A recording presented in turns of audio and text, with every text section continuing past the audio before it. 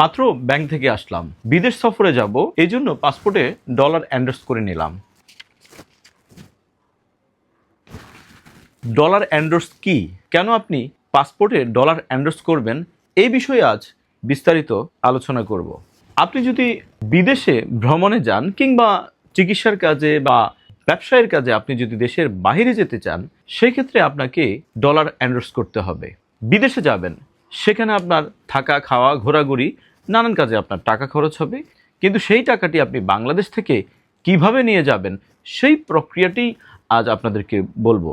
Dollar endorse অর্থাৎ আপনি বিদেশে ঘুরতে, চিকিৎসার কাজে বা অন্য কোনো কাজে যখন আপনি বিদেশে যাবেন, তখন আপনি বিদেশে যাওয়ার পূর্বে আপনি যে ডলার কিনবেন, সে ডলারটি কেনার পর আপনার পাসপোর্টের পেছনের নির্ধারিত পাতায় সিল এবং সত্যায়িত করার প্রক্রিয়াকেই ডলার এন্ডোর্স বলে।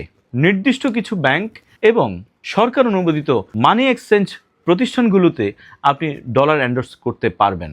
ডলার এন্ডোর্স কেন জরুরি? দেখুন, আপনি চাইলেই বিদেশি কোনো কারেন্সি, বিশেষ করে ইউএস ডলার আপনি পরিবহন করতে পারবেন না।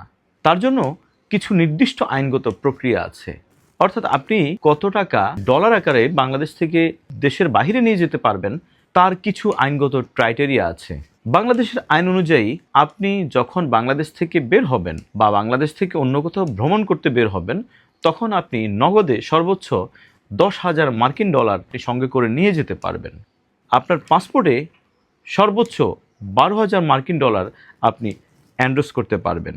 এর বাহিরে যদি আপনি অতিরিক্ত ডলার নিয়ে যেতে চান, সেক্ষেত্রে আপনাকে বাংলাদেশের বিমানবন্দরের কাস্টম অথরিটি আছে, সেই কাস্টম অথরিটির নির্দিষ্ট নিয়ম মেনে তারা যদি আপনাকে অনুমতি দেয়, তখন আপনি সেটি নিতে পারবেন। দেশের বাহিরে টাকা পাচার বা মানি লন্ডারিং প্রতিরোধের ক্ষেত্রে বাংলাদেশের যে আইন আছে সেটি কিন্তু অনেক কঠোর, যার কারণে আপনি যখন বিদেশ ভ্রমণ করবেন, সেই ক্ষেত্রে আপনি ওই নির্দিষ্ট নিয়মকানুন মেনেই আপনি ডলার নিয়ে যেতে হবে। সেই ক্ষেত্রে আপনি যে পরিমাণ ডলার সঙ্গে করে নিয়ে যাবেন, সেটি অবশ্যই আপনার পাসপোর্টের পেছনের অংশে এন্ডোর্স করা থাকতে হবে। ডলার এন্ডোর্স করতে পারে শুধুমাত্র নির্দিষ্ট কিছু ব্যাংকের ব্রাঞ্চ, যেই ব্যাংকের ব্রাঞ্চগুলোতে বাংলাদেশ ব্যাংক কর্তৃক অথরাইজ ডিলার হিসেবে অনুমতি দেওয়া আছে, অর্থাৎ তারা বৈদেশিক মুদ্রা লেনদেনের প্রক্রিয়ার সাথে জড়িত। শুধুমাত্র ব্যাংকের সেই শাখাগুলোতে আপনি ডলার এন্ডোর্স করতে পারবেন। ডলার এন্ডোর্স করার ক্ষেত্রে আপনি সঙ্গে করে নিয়ে যেতে হবে আপনার যতগুলো পাসপোর্ট আছে সবগুলো পাসপোর্ট, আপনার ভিসার কপি, আপনার রিটার্ন টিকিটের কপি। অনেকে জানতে চান, আমি যে পরিমাণ ডলার্স এন্ডোর্স করব সেই পরিমাণ ডলার কি আমাকে কিনতে হবে? না, বিষয়টা এমন না।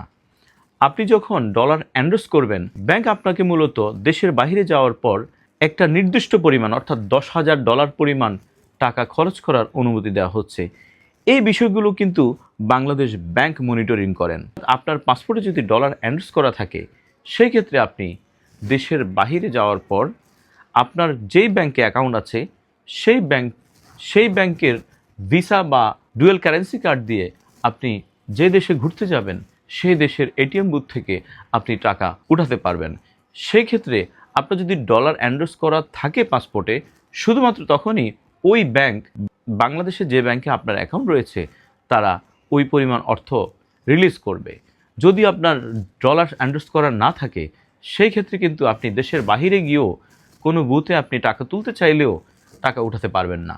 সুতরাং বিদেশ ভ্রমণের ক্ষেত্রে নির্দিষ্ট নিয়ম মেনে নগদ ডলার কিংবা ডলার ব্যবহারের অনুমতি নেওয়ার ক্ষেত্রে অবশ্যই আপনাকে ডলার এন্ডোর্স করতে হবে।